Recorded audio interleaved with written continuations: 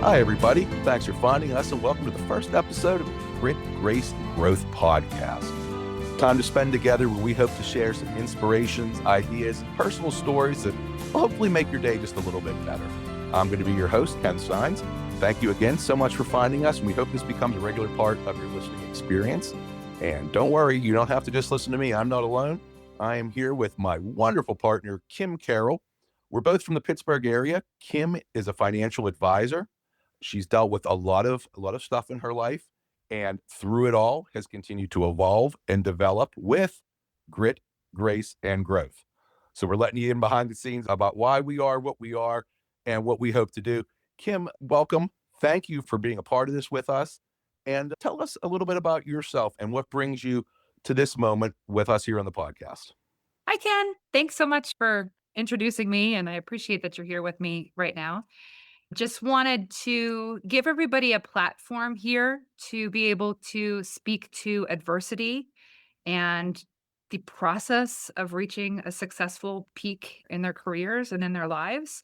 That has been my story, and I want to be able to share what I've been through and give everybody else a voice to share what they've been through so that we can inspire those who are on that climb. So I am a financial advisor with Emeritus here in Pittsburgh, and I have a very diverse background of where I've come from, and we're going to get into that today. But that's the essence and what I'm trying to do here with this podcast. So we are excited to have everybody that we have on and really excited to kick this off here today as well. And folks, we're hoping to uplift, to inspire a little bit, to help you learn, to help you grow. This is not going to be a life-changing venture, but we hope it's something that becomes an enjoyable part of your day. Yeah, as Kim mentioned, everyone's been through some stuff in their life. There's a quote that I always think of: what promise is there of heaven if there is no threat of hell? And what it means is, if you haven't gone through it, you really can't appreciate it. Exactly. And I think that's what we're going to be talking about. So you're going to hear some people say, hey, here's some bad stuff that happened.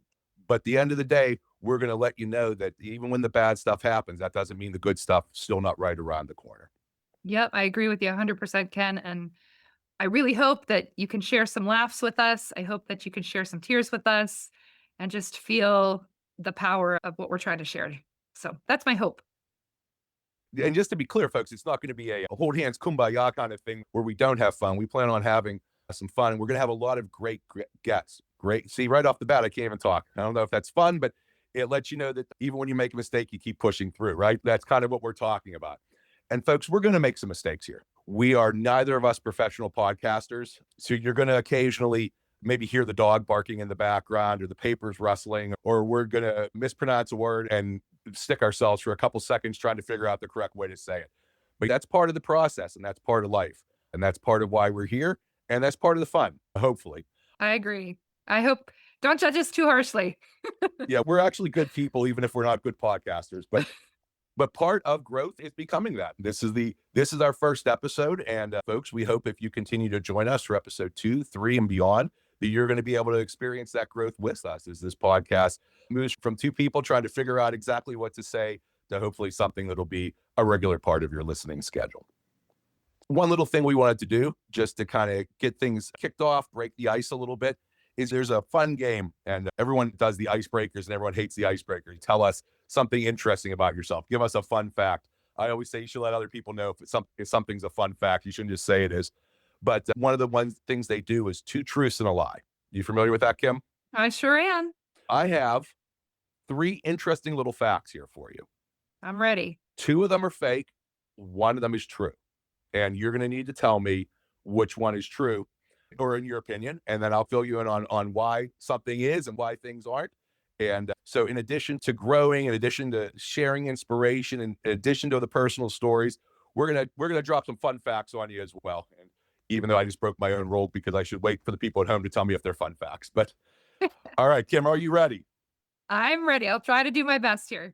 All right. Number 1, the Caesar salad was invented in the United States. Okay. Number 2, the oldest living goldfish was 35 years old. Wow. And number 3, The most expensive pizza in the world is sold in New York City for Oh $2,700. my gosh, that's crazy. Caesar That's crazy. salad was the Caesar salad invented in the United States? Was the oldest living goldfish 35? Or is the most expensive pizza in the world $2,700? Wow. Oof. So do any of them right off the bat sound like no way? I'm thinking Caesar is not something that would have been created in the United States. So I'm gonna knock that one off the list pretty much right away. And I'm thinking that a goldfish being 35, while that sounds like a long life for a goldfish, there's those really large carps that exist. And I'm thinking, I would think that maybe they might have lived longer. I feel like maybe that's not a reality either. So I'm going to go with the pizza. All I think right. that's what I'm going to go with. So this was not planned. Kim did not know these questions ahead of time, but Kim, you absolutely nailed it. All right. Woo. Let's see what you were right. United States was probably, although, so I thought the United States people very famously, there's a lot of like famous Italian and Chinese dishes that Yeah. were invented in the United States. The Caesar salad is not one of them. Do you have any idea where it was?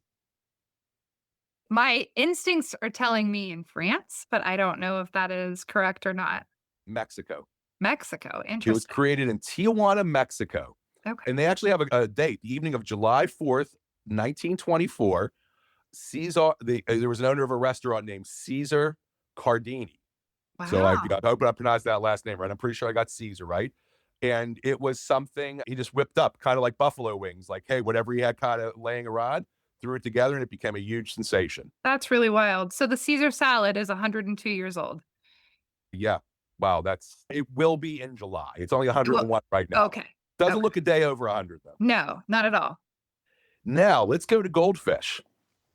You said you thought the oldest goldfish would be older, and you are right. Do you want to take a guess at how old the oldest living goldfish was? It's a goldfish from the United Kingdom named Tish. Ooh. Okay. And it died in 1999. So Oh. fortunately, Tish has been gone for a while, but she set a record by being how old at the point of her death? I'm gonna throw a random number out there, and I'm gonna say 48. That's not bad. 43.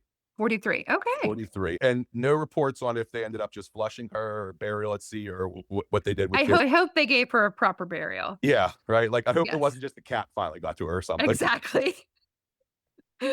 And then you are correct about the fact that the most expensive pizza in the world is from New York City, Industry Kitchen, a restaurant located at the South Street Seaport. I've actually been to the South Street Port.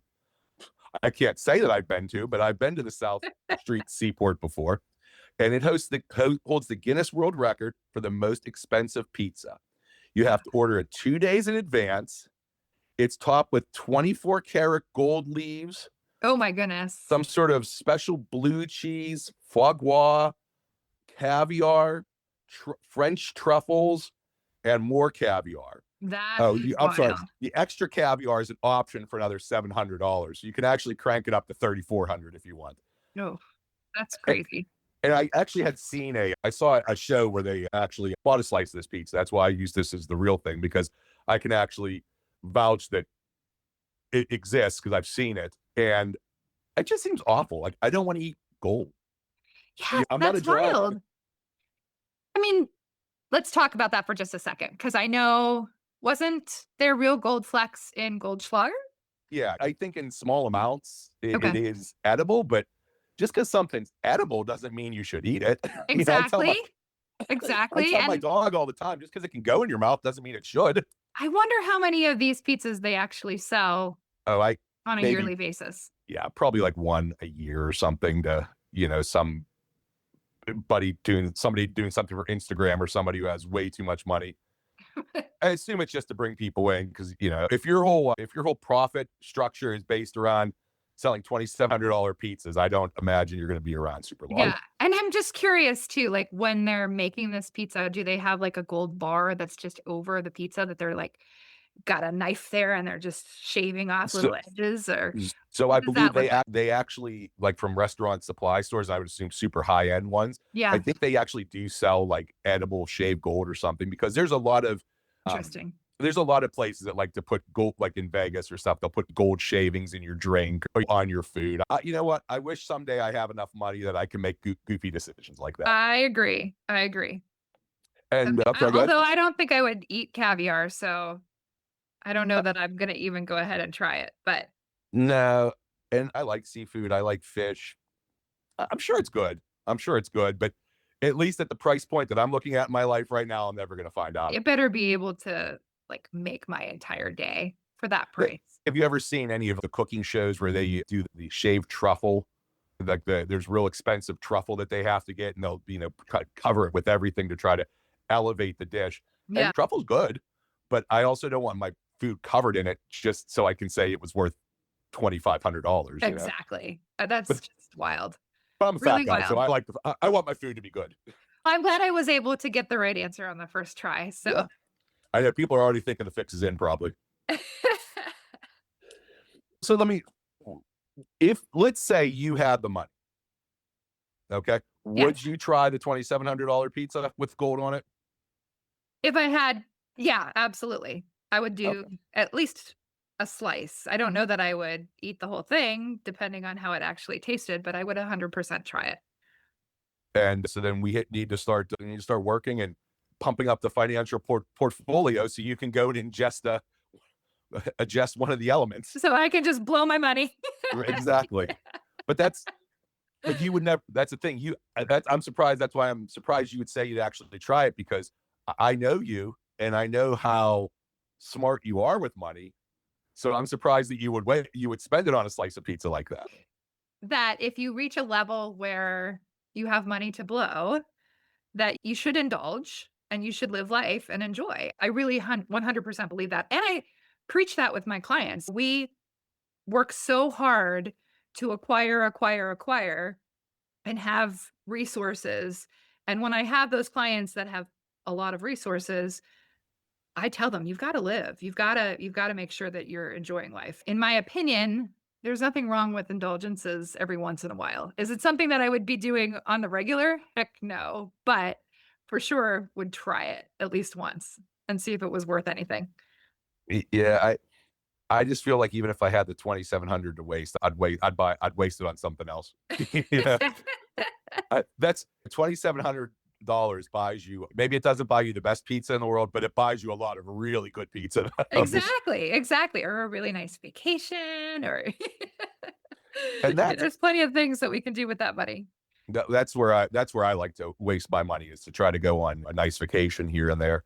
It's everyone's different, and that's what Exactly. we're celebrating. And that's what hopefully, folks, if you have the money and you want to have the $2,700 pizza, you go and have that. Send us a quick note. Let us know how it was. Let us know if we should be storing away our pennies for a pizza day at some point. For sure, and maybe Ken, if we get well known enough with our podcast, maybe the pizza company will actually send us a slice and we can try it. That would be Oh, really I thought you were going to say we can just go to expense a 16 cut. fun. Or maybe that too. I don't know. The funny thing is, somebody goes in, orders that pizza, and they're like, "And can I get anchovies on that or something?" Oh gosh. Hey, you know what? At the point that I'm spending that money, they're going to put whatever toppings I want on there. Exactly, for sure. It better come with, somebody to serve it to me and feed it to me. I would think for that price, that would be something I would want. And, you and I both come from, I don't want to say blue collar, because I don't know what your parents did. I know, my dad worked my father worked in the trades. My mom was a nurse. But I know we both come from middle class backgrounds. You joke about eating the $2,700 pizza, Right. but here's the thing. And this is the cool thing about the world and about what you do specifically. If I wanted to, if the most important thing in the world to me was to have the $2,700 pizza, then there's a path to that for me. I don't need to be richy rich. Yeah, I don't need to have Oprah money, right? I can just start budgeting for this. I've been on expensive vacations before. I've bought myself expensive items before. Is this one of them? No, it probably won't be, but there is a realistic path to this, even if you don't come from wealth or have a vault of money that you go swimming in, right? For sure. For sure. I And think the other thing is too, you said if money wasn't an issue and I had the resources to do it, I would definitely do it. But if it's a goal of yours to buy this pizza, we can certainly set that goal into action and plan for it as well. and folks, if you don't believe that you can do anything you want with some planning and a little bit of action, we're doing a podcast right now. And it apparently it's decent enough that you're listening to it so far. So again, thank you. We really appreciate everyone. Yes. But the fact of the matter is, and I think maybe the one driving theme behind what we hope to accomplish with this podcast is that nothing is out of reach. Nothing realistically is out of reach. I definitely want to fly the Millennium Falcon at some point, but that's probably not going to happen. But going on a vacation, making sure that my family's taken care of, having fun, doing a podcast, eating a $2,700 slice of pizza in New York. These are all actually obtainable things. And these are things that we're going to, as we talk to people over these next couple of weeks with our podcast, we're going to find out that people have been able to achieve incredible things in their life and without being handed to them, without winning the life lottery, without winning the real lottery, but through hard work, through perseverance, through a little bit of grit, right? You can have that grace and that growth as well. And that's why we're here. Yeah, for sure. And that kind of, Kim, that kind of mirrors your story a little bit, right? It does. That I know that it hasn't always been sunshine and lollipops for you any more than it has been for me, but that doesn't mean you don't have a great life that you love. It just means you have a great life that you love that you worked for a little bit. I did. So tell us a little bit about yourself, Kim. Yeah, absolutely. Thanks, Ken. So that is a great segue into talking about why this podcast is coming to fruition. This has been a dream of mine for the last 2 years, as far as getting something started and kickstarted. And you and I have talked, and it's gone through many iterations, and it's finally here. So I'm really excited to see where this goes, and hopefully it means something to someone. But for me, it's a big creative outlet, and I'm really excited to be able to be bringing this to the public. So a little bit about me and my background. I am a financial advisor with Emeritus in Pittsburgh, and I have been working independently for almost 5 years now. I work with a gentleman who is 66 years old, and I am purchasing and in the process of purchasing his practice. He's developed and grown a beautiful business and a wonderful group of people that I work with on a day to day basis. And I'm very excited to be acquiring that and also building my own business as well. And I work a lot with families that are very successful. I work with business owners. Work with real estate investors. I work with a lot of women who are very strong and are decision makers for their homes. And I'm just very excited to be able to continue the career that I'm in currently. But this is not always the career that I've been in.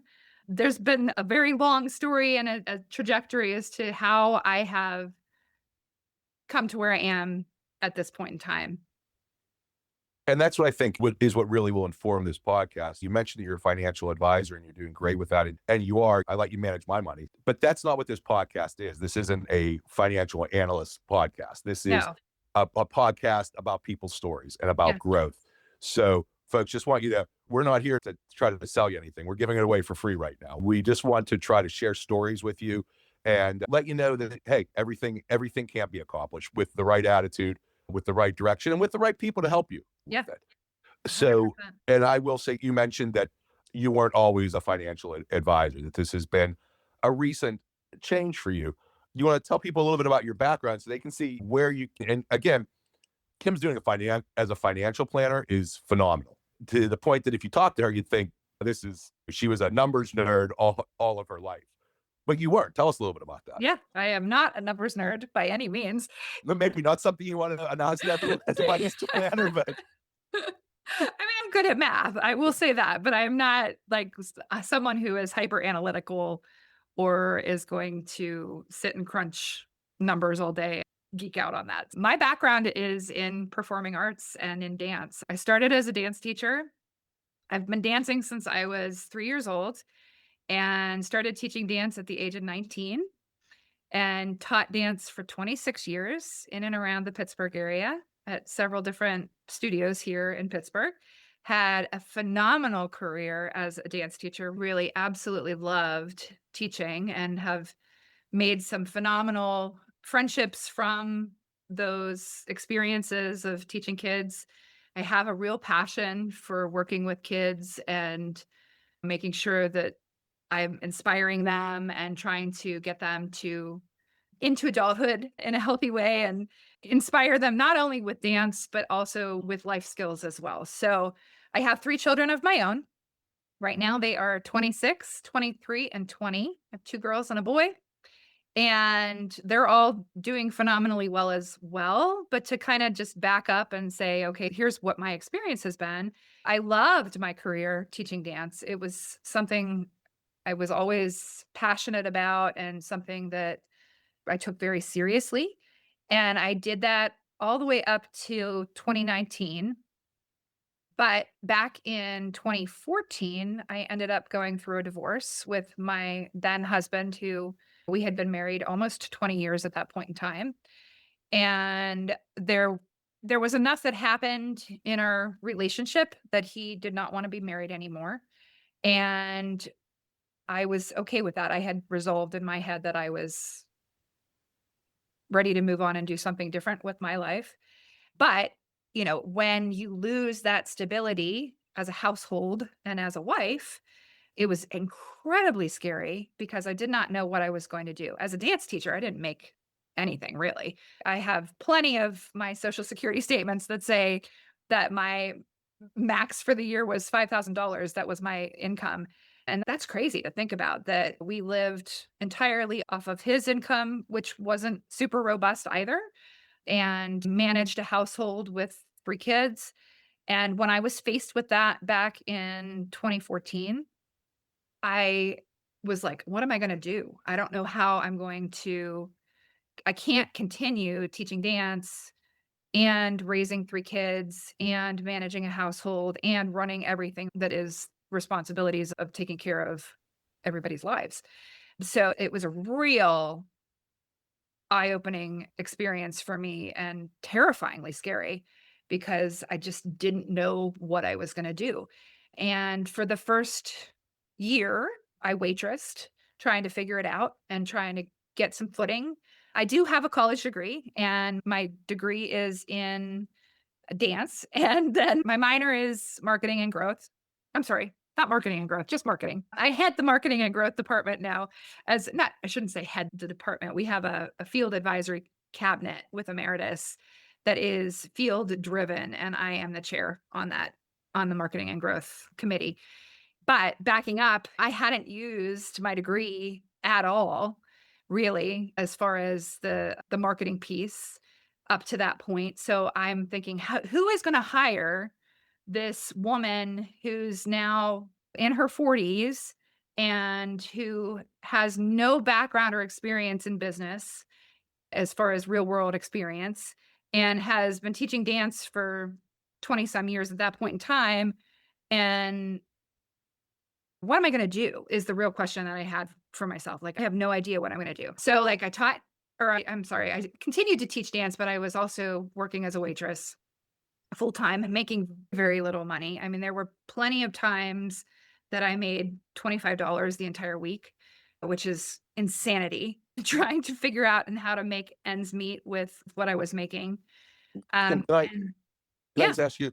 I'm not trying to. This isn't one of those. I'm going to try to get you to cry or anything type yeah, of. yeah. But how scary is that?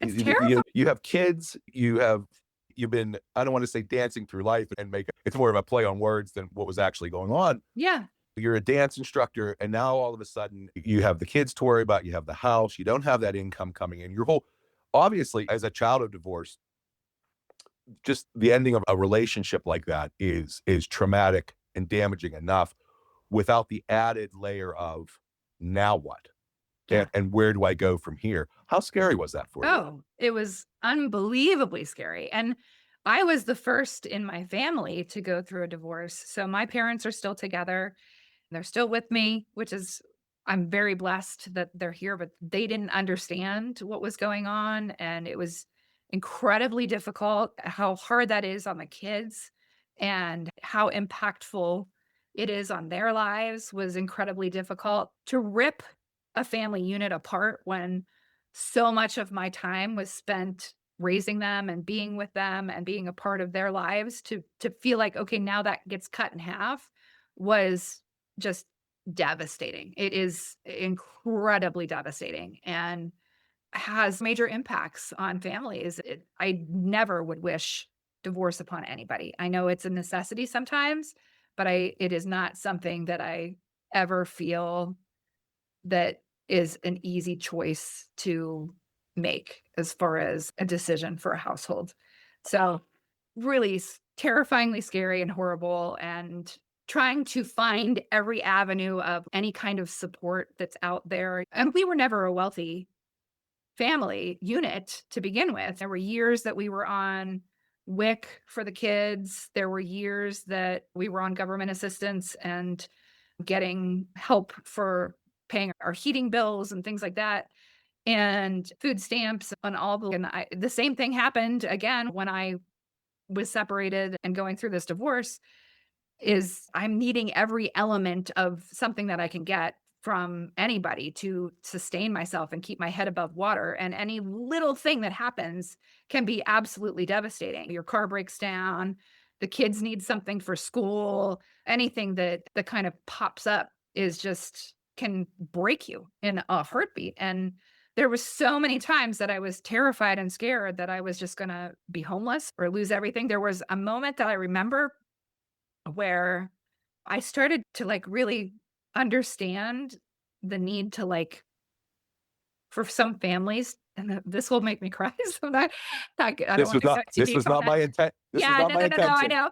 But, like, the feeling of, like, what do I do? Do I pay the bills or do I buy groceries to feed my family? Those are the decisions sometimes that it comes down to. It's awful to be in that position to understand, like, where somebody's head might be at, where they feel like they have to steal food in order to take, and I never did that, but to understand that feeling of being so dark and so deep in that where you're like, just you feel like there's no way out is really scary. But Yeah, they say that pressure reveals flaws, but it also creates diamonds.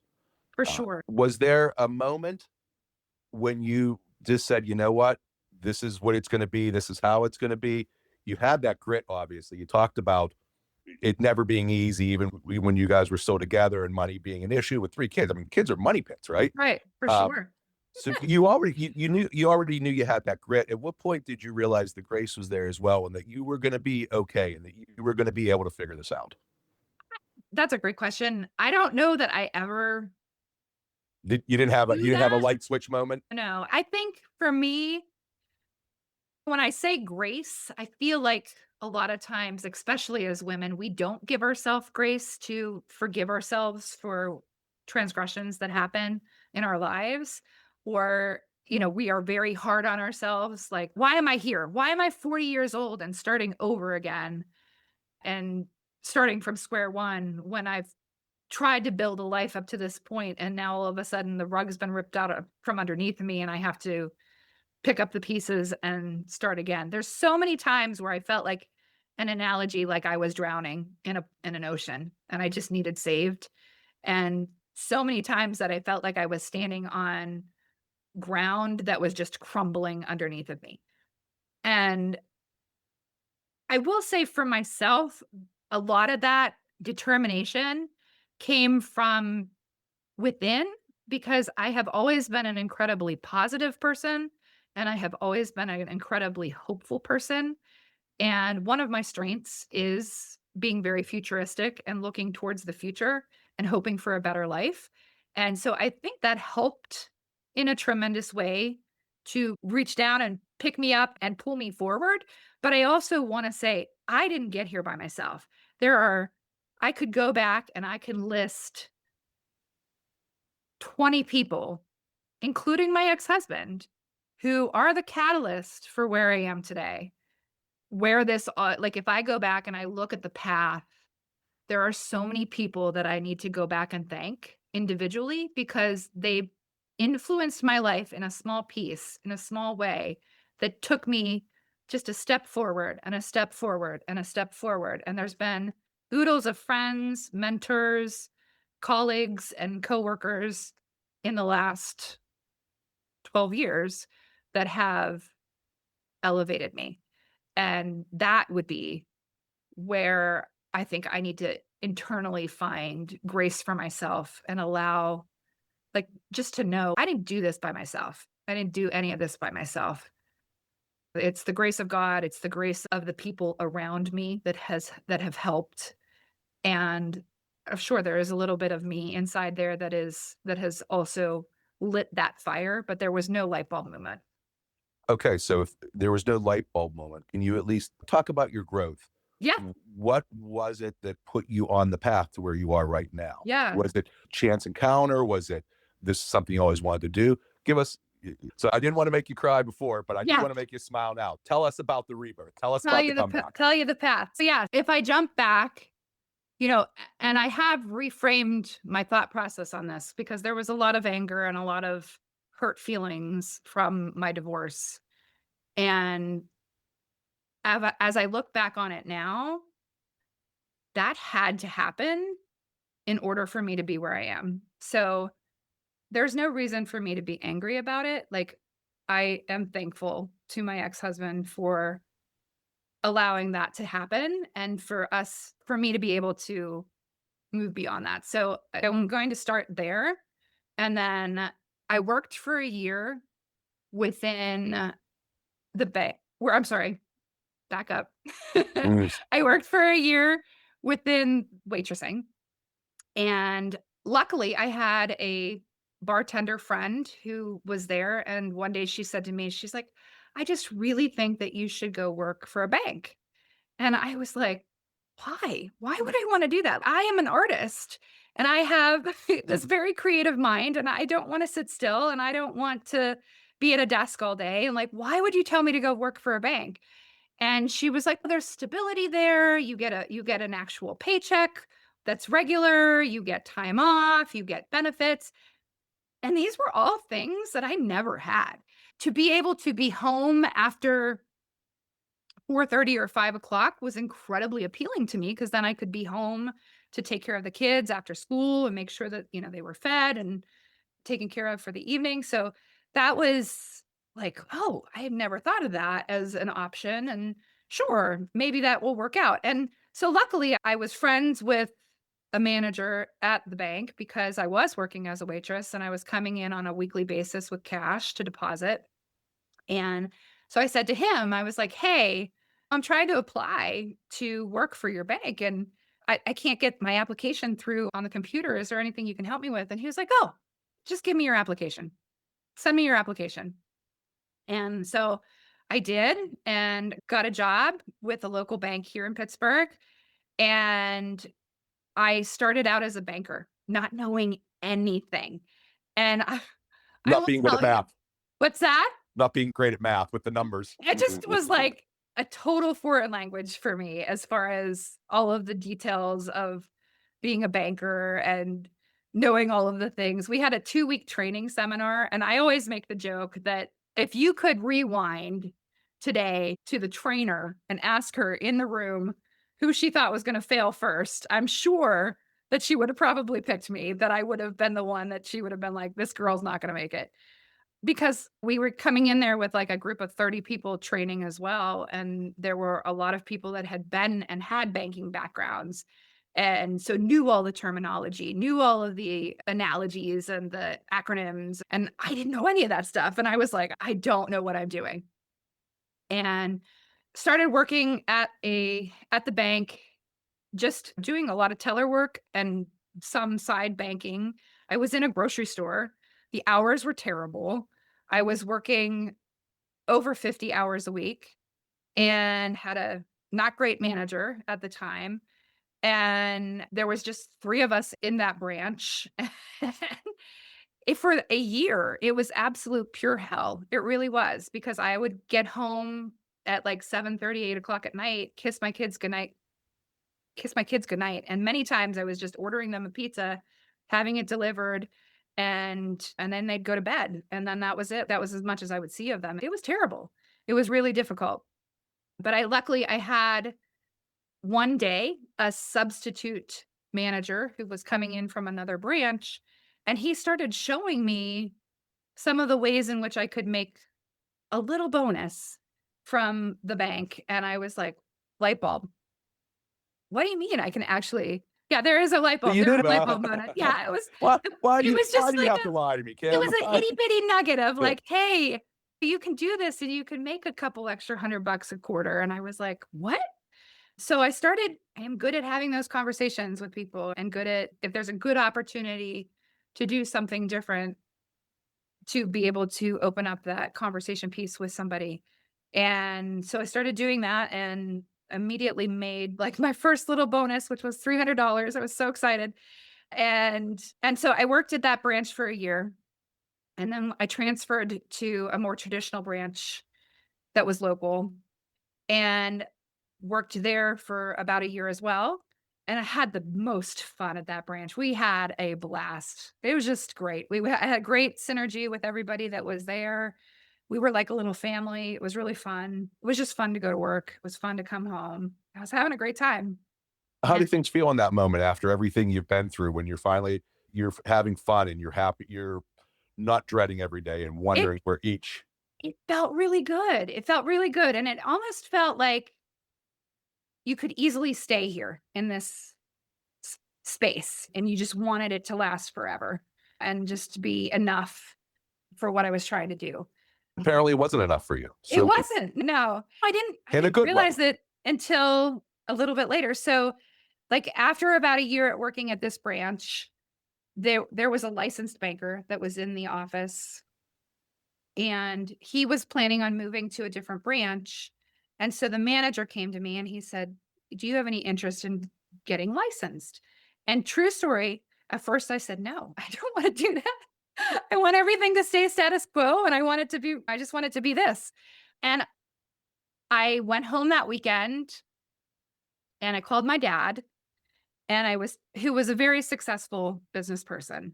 He was a chemical engineer and he had a very good run as a chemical engineer and really did very well for himself in his working years. And so I really respect my dad, and I will always go to him as a mentor and giving me advice. And I said to him like, "Hey, just FYI, like this came up and I got offered the ability to become a licensed banker." And I guess this is a light bulb moment as well. This was so impactful to me.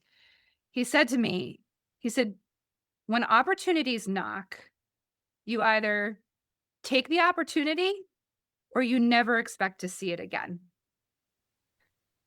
And man, that hit me like a ton of bricks. I was like, "Whoa, like, what happens if I say no and I never get this opportunity again? Am I hurting myself by doing that?" And so I went back that Monday and I talked to the manager again and I said, "No, I changed my mind. I would like to get licensed." And he said, "Okay, we'll let you do that. But guess what? They're going to get rid of the licensed banking position here at this branch. You're going to have to transfer to another branch." And I was like, "I'm going to do this. I'm going to go ahead and take that chance and we're going to go that route." I had transferred, or I got all my licensing through the bank, which was great. And then I transferred to this new branch and I worked as a licensed banker for a year. I guess I've always had this attitude where if I'm going to do something, I'm going to do it with all of my heart and really see how far I can take it. And I had that attitude in college. There was a lot of things that happened in college where I was a little bit of a rebel. I started out at Ohio University. I was dating my ex-husband at the time. I felt like he and I were gonna get married, which we did, and I decided that I didn't like Ohio University, and so I withdrew myself, packed up all my things, and came home and moved in with my boyfriend at the time, and my parents were absolutely furious with me. They were like, "You this is not something you do," back in 1993, and they were furious with me that I didn't get my college degree. And so, like, that was really important to them. And so when I did finish out my college degree, which was at La Roche University, I just decided, okay, if I'm going to do this, I'm going to do this with as much gusto as I can, and I'm going to graduate summa cum laude. And I did. So it was just something that I was like, okay, if this is what I'm going to do, then I'm going to do it with everything, and I'm just going to get it done. And so that's the same attitude I guess I had with the licensed banking position as well, because I was probably the quickest licensed banker that transferred to a premier advisor within the bank's history. It was less than a year that I reached out to the upper management and said, I think I'm deserving of becoming a premier advisor. So, what that meant was that I was working with high net worth clients within the bank, and I was fully licensed, and I was bringing all of those opportunities to a financial advisor at the bank, and he and I were a wealth team. And so I did that for about 3 years as a premier advisor. So I was with the bank for 5 years, and I my experience there was phenomenal in that it was a great training ground for where I am now. I worked with a great guy who was the financial advisor at the time, learned so much from him over that 3-year period, and, really grew a lot and was like, okay, I think I can do this on my own. And so then 2021 happened, and I was making good money at the bank. I was at least what I thought was good money. I thought, "Hey, it's stable. I'm making an income. There's a salary. There's bonuses that are happening, and I'm living comfortably right now, and I'm feeling much better about taking care of my kids and having and being able to provide for them as a mom." And by the time that 2019 rolled around, I just felt like I didn't have the passion to keep dancing. I think part of it was I was getting older, my body was starting to really hurt working all day and then teaching at night, and I was like, I think I can't do this anymore." So I did hang up my shoes and hang up my dancing shoes in 2019. You still dance occasionally, right? Just occasionally if we If go out we're in and a have wedding fun. together, I'm going to be able to get you on the dance floor, Oh, right? yeah, Um, 100%, 100%, for sure. you were But making it, because you're making it sound a little bit like, and I've never danced since then. no, actually, I went to a class with somebody recently, and it was great. It was really fun.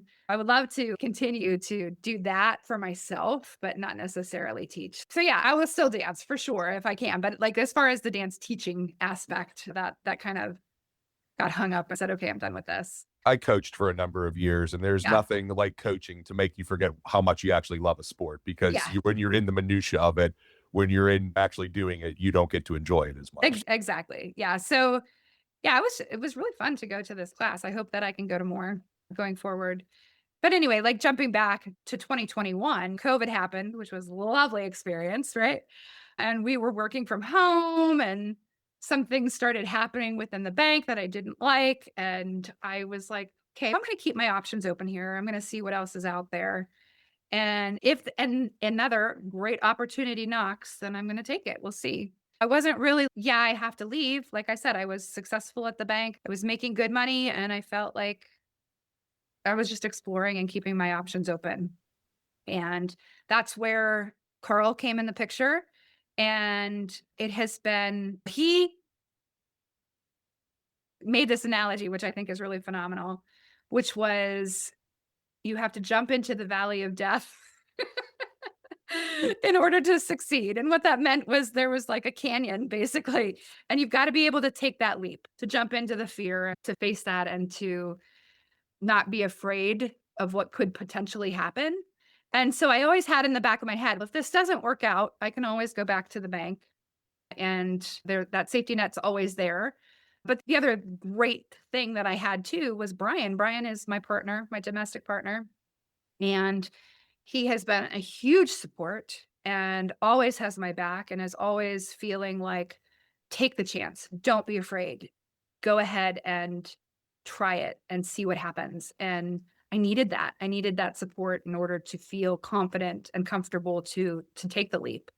So I took it and I went independent and with Carl, and it has been a phenomenal ride for the last 4.5 years of working with his clients and building my own business and building my own practice and taking it to where we are today. Currently, I am a NAFA member, which is a National Association of Insurance and Financial Advisors. I am a an exclusive $1 million roundtable representative who is court of the table. That's an invitation only group that only top advisors are invited to, and I'm doing really well with that. I'm a field advisory cabinet member, as I alluded to earlier. I chair the marketing and growth committee, and I also am a part of the Emeritus Growth Leaders Group and a leader on that group as well. So when I measure success, that is where I'm like, you know what?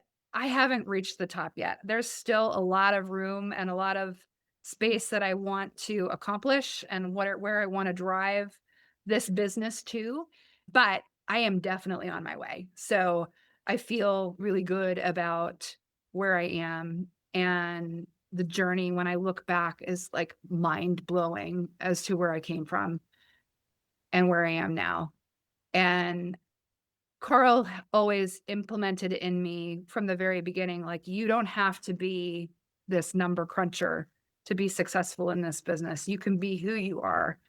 And to have that permission to say, okay, I can be myself and I can thrive and I can do this was everything to me. It's the same concept as this podcast. Like, I just want to be able to give people an opportunity to share their stories, to share their adversities, to share what they've been through, and create inspiration for others who may be going through something similar where they don't have hope or they feel like they can't get there, to know, yes, you can. You absolutely can. And there's so many people that I know that have also faced adversity, have far more horrible stories than I do, that we're going to hear from, and going to give them the opportunity and the space to share what their trials and tribulations have been. And this podcast has been a 2-year dream of mine that we've been wanting to kick off. And I'm just super excited. We're taking the leap and giving it a shot and seeing where it goes. And we'll find a lot more, hear a lot more of your story as we go in these upcoming weeks, as well as the other great people that we're going to have sharing their stories. We're going to do a lot of learning together. But this seems like a good place to possibly put a pin in your particular path of growth for right now. But let me ask you this final thing that I think might put a bow on it for us. Sure. You can go back in time and you have a few minutes to talk to Kim Carroll, who just found out she's getting divorced and is going to have to do something other than dance. What do you tell her? That's going to make me cry too. All right. I'm guessing you're scared, frightened to come on the show because apparently I make people cry. Don't run away. I promise I don't all the time. Normally just because of how I look. I think I would say to myself, just hang in there. I remember sitting in my room 12 years ago when all of this was transpiring and just crying at that moment and being angry, just so angry, because I was happy with my life at that point in time. I may not have been happy in my marriage, but I was happy with my life. And I knew that meant that I was starting over and that the rug was getting ripped out from under me. And I remember just being furiously angry and upset and devastated of being where I was at that point in time and knowing that I was starting over 100%. And I think if I were to talk to myself, I would have said, just hang in there. There is a far better world for you at the end of this than where you are right now. And just hang in there. That's really and truly what I would have told myself. And I think that's the best advice you can give anybody going through a hard time. Yeah. That today sucks and tomorrow might not look a lot better, but Right. keep putting one foot in front of the other, and eventually you'll get where you need to go. Yeah. Yeah. Any final thoughts you'd like to share with us, Kim, before we wrap things up for our first episode? I do want to talk about my kids for just a second because they are Okay. the pride and joy of my existence, and I love them so much. And I am an empty nester now, and they're all off on their own, but they're doing phenomenal things, and they're all within the arts, and super proud of what they're doing. My my oldest, she is a dancer down at Busch Gardens and thriving there, and then she's also coming on board with me as an associate advisor. She's just gotten licensed, and we're making that transition as well. So I'm just super, super proud of her for making her dreams come true.